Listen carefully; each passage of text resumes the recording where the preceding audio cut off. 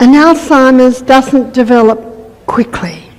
See, what we do in our 20s is revealed on our 40s. What we do in our 40s is revealed in our 60s.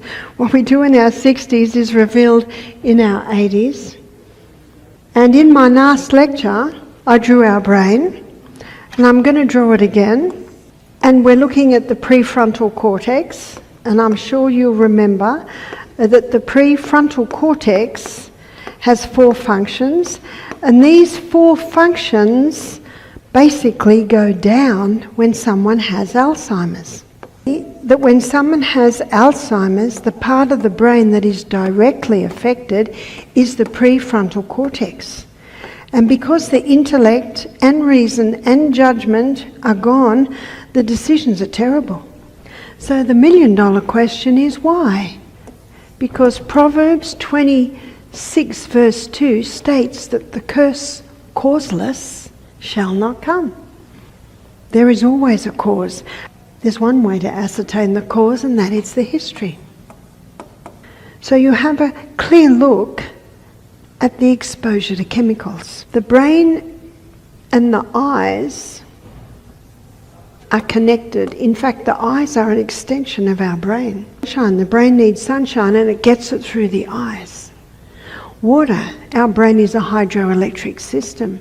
Sleep, all the processes that happen while we sleep, but in its relation to Alzheimer's.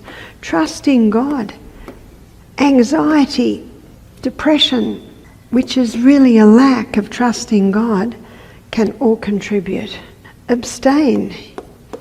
There are many things that are damaging the nerve cells in the area of chemicals, environmental poisons, especially mercury, moles, all having an effect to interfere with brain function. Inhale. We looked at the importance of inhaling through our nose. Nose purifies the air, humidifies the air, warms the air. Mouth does not do that.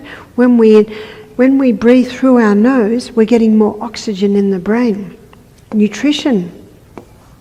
Our brain needs peak nutrition because we need to supply the building materials of the brain. We need to supply the building materials of the neurotransmitters. We need to supply the fats that keep the cells supple and protect the myelin sheath, as we touched on in. Yes, we need to eat, but when you overload the stomach can't digest it all, and it fogs the brain.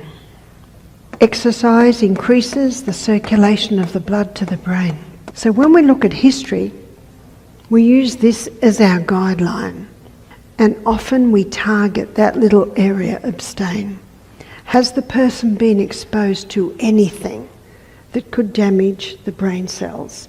Environmental poisons, toxic poisons, heavy metals? Are there mercury fillings in the mouth?